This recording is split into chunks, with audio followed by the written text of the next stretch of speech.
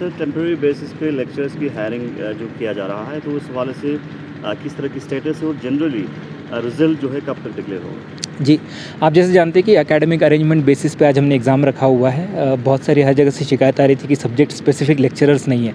तो इसीलिए हमने प्रोसेस थोड़ा जल्दी-जल्दी करके ऑनलाइन एप्लीकेशन इनवाइट की थी। हमारी टोटल 62 पोस्ट है अलग-अलग स्कूल्स में। उसके लिए हमें ऑलमोस्ट 450 के अराउंड एप्लीकेशंस आई थी सारी जगह से मिलके। तो उनका आज हमने एग्ज़ाम रखा है और बहुत बार मेरे पास रिप्रेजेंटेशन आई थी कि बाहर ग्राउंड में एग्ज़ाम लेने से अच्छा हम एक बार अंदर क्लासरूम्स में ट्राई करें। तो इस बार हम वो भी एक्सपेरिमेंटल बेसिस से ट्राई कर रहे हैं। तो आज एग्ज़ाम हो जाएगी। बड़ा सिंपल एग्ज़ाम है, 20 मार्क का एग्ज़ाम है, आधे घंटे का एग्ज़ाम है। तो रिज़ल्ट जल्दी 2-3 दिन में हम इसका डिक्लेयर कर देंगे सो दैट हमारे जो स्कूलों में टीचर्स की कमी है उसको हम पूरा कर सकें। दूसरा जो एग्ज़ाम्स के लिए हमने सारे जो बाहर के लेक्चरर्स हैं स्पेशली जेएनवी केवी वाले उनको ड्यूटी पे लगाया है, ऑब्जर्वर्स है और बहुत अच्छा अरेंजमेंट करके रखा है। तो होपफुली बड़ा अच्छे से एग्ज़ाम हो जाएगा। सर जेकेयूटी से भी लद्दाख में डिप्यूटेशन पे बहुत सारे लेक्चरर्स हैं और यूटी एडमिनिस्ट्रेशन का एक ऑर्डर भी है कि डिप्यूटेशन अगेंस्ट भी जो है वैकेंसीज फुल किया जाए, तो उस हवाले से क्या स्टेटस है? उसमें 2 चीज़ें हैं, जो बाहर वाले लेक्चरर्स हैं उनके अगेंस्ट ऑर्डर हो चुका है रिप्लेसमेंट के लिए जेके गवर्नमेंट का। तो उसलिए हम अभी उनको एकेडमिक अरेंजमेंट बेसिस पे शामिल नहीं कर रहे थे। बिकॉज़ अगर हम अभी कर लेते हैं, उसके बाद अगर 1 महीने बाद कोई लेक्चरर जॉइन करता है तो हम 1 महीने में उसको निकालना पड़ेगा, जो भी एंगेज हो जाएगा उसको। तो हम इसमें वेटिंग लिस्ट लंबी रखेंगे। अगर हमारे पास इंस्ट्रक्शन आता है यूटी एडमिनिस्ट्रेशन की कि इनके अगेंस्ट भी हमें एंगेज करना है, तो हम उसको वेटिंग लिस्ट को ऑपरेट कर लेंगे। बट मुझे लगता नहीं कि ये सही रहेगा बिकॉज़ वहाँ के लेक्चरर का ऑर्डर ऑलरेडी हो चुका है बट उन्होंने जॉइन नहीं किया अभी। कोई कोर्ट में गया है, कोई और रीज़न्स की वजह से जॉइन नहीं कर रहा है। तो इसलिए हमने उनको इस लिस्ट में भी शामिल नहीं किया है। सर क्लास 4 की जो एडवर्टाइज्ड पोस्ट थे जो कोर्ट में थे, उस हवाले से क्या स्टेटस है? आपने कहा था जल्द से निकलेंगे। जी, हमने वो लास्ट टाइम में जब जम्मू था हमने डिक्लेयर भी किया था कि इस साल हम उसको एग्ज़ाम लेंगे। कोर्ट का हमने स्टे हटवाया है बड़ी मेहनत के बाद में। तो उसकी बैकग्राउंड प्रोसेस चल रही है अभी। सारे फॉर्म हम स्क्रूटिनाइज़ कर रहे हैं बिकॉज़ वो 4-5 साल पहले एग्ज़ाम हुई थी, आपको भी पता था 17 की एग्ज़ाम है। तो फॉर्म स्क्रूटिनाइज़ करें सो दैट हम और नया कोई बच्चा शामिल ना हो उसमें। हमने पहले ही बोला है कि जिन बच्चों ने उस टाइम पे अपीयर किया था, उनका ही हम एग्ज़ाम लेंगे। तो बैकग्राउंड प्रोसेस चल रही है तो हम ईद के बाद में होपफुली मई तो नहीं, जून में शायद हम एग्ज़ाम ले पाएँगे उस चीज़ के।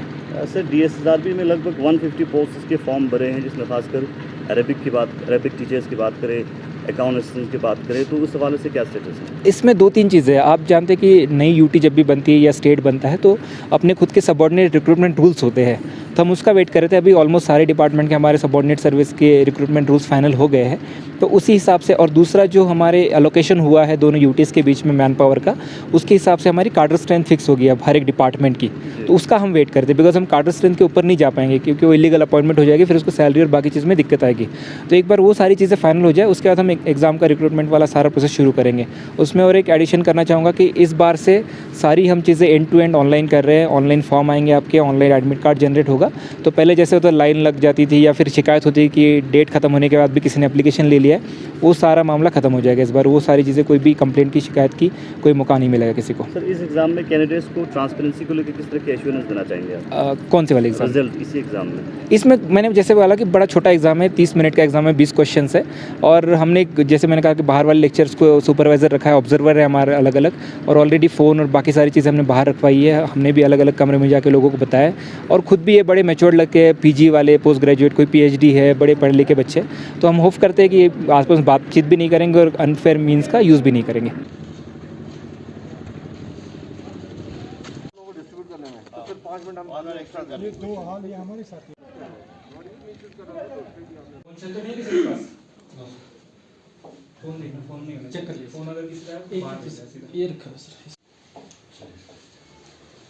हाँ वो पेपर ले जाओ, कहाँ है? किसी भी टाइप का गैजेट मिले तो आपने उसको कोई भी रियायत नहीं करना है। गैजेट भी आपने बात नहीं करना आप सब जो पढ़े के लोग हैं सारे के सारे तो बात करने में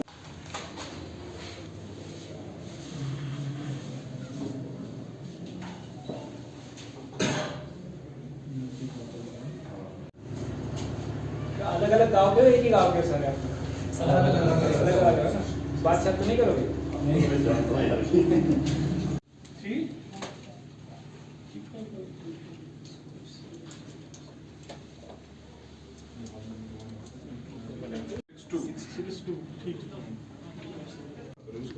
लेफ्ट साइड पे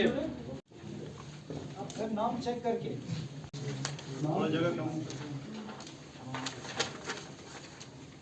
एक टिक प्रॉपर ऑप्शन के सामने